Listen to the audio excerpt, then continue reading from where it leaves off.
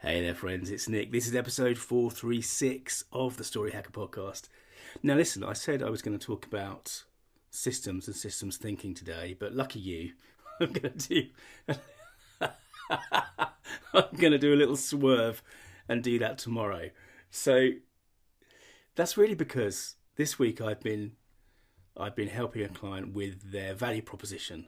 So this is almost a kind of a setup for the systems idea tomorrow, actually. But obviously, when we write the 10 or 15 words of a value proposition for any business, we are targeting those words at their prospect, at their potential clients, obviously.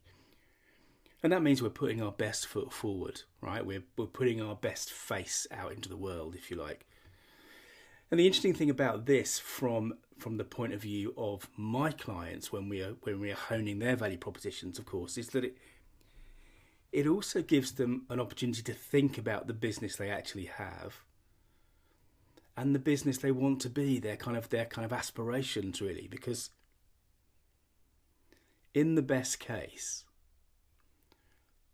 the best value proposition for your business is also a kind of a call to action, a call to arms for the people inside your business. Does that make sense? I think it does. I think I've talked before on this podcast about the value of making strong upstream decisions about the kind of business you're going to want to be. And when we get to the systems chat, which I'll do tomorrow, I'll talk about why I think having a strong kind of value proposition, which in a sense is the kind of gets to the core of what your business provides, the value you provide, can be a really useful tool to talk about what you do internally. And in this case, I'm talking about a client, the businesses that he owns and runs is a good, strong business, and it's been going for over 10 years. But it's one of those,